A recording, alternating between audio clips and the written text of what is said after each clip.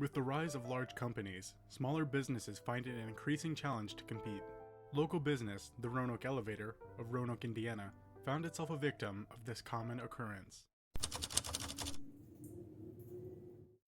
The story of the Roanoke Elevator begins when it was founded in 1902, before being incorporated 20 years after. The story picks back up over 100 years later when company president David Fairchild would post on Facebook, quote, "For everyone's information, the Roanoke Elevator will be closing down for good on December 31st, 2015, unquote. Fairchild followed this post with his thoughts on the situation, where he said, quote, "We knew several years ago that we were going to have to close someday, but I resisted because I felt like that there was a lot of people who relied on us for their supplies, but I guess I was wrong. No one cares about the little businesses anymore. They don't even come in to buy our products when we're going to go out of business," unquote. While Fairchild attempted to keep the business operating, December 31st of 2015 came and went, signaling the end of the Roanoke Elevator.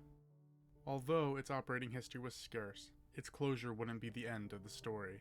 The elevator would go on to be auctioned on September 17th of 2016. The outcome of this auction is unknown.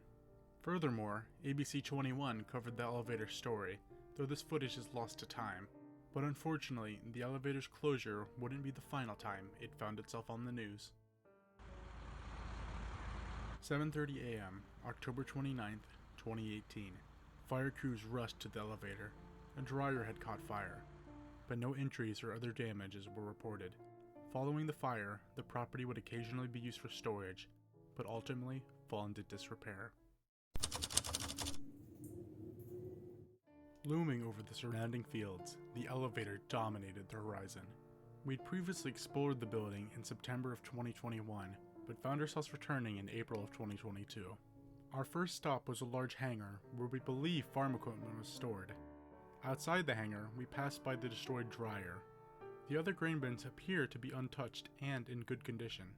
Moving on to the back of the property, we encountered what we believe is 2 grain bins left crumpled up, along with the remnants of an old truck that was planned on being restored. The most surprising part about this property was how much stuff was left behind. It appears that this property is still being used for storage, for tractors, farm equipment, and even an RV. Piles of grain and old bags were left in what we believe is the grain storage barn. After the grain barn, we entered the main attraction, the elevator. We entered through an opening in the metal siding, stepping onto rotten wood that buckled under our feet, before proceeding up a small ramp where our cameraman slipped. Finally entering the elevator, we found our second sign of graffiti, which was surprisingly uncommon in this building/property. There were a few signs of people spending their time in the building, from the graffiti to energy drink cans. We thought the wooden interior would be nearly vacant, but deeper in the elevator, the massive machinery loomed over us. Other things like a 2015 calendar left in place after the closure still had notes. On the ground level, a large machine sat in a pool of still water, surrounded by tools and metal objects. Exiting through a small door, our final stop was the old shop, where a trailer is being stored. The interior was filled with miscellaneous items, but ultimately inaccessible. Bring your time at the Roanoke Elevator to a close.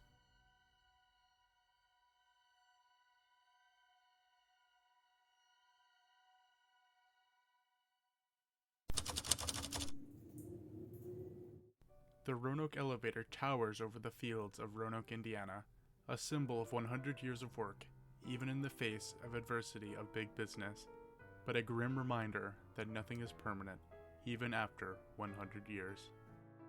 Thank you for watching, and good night.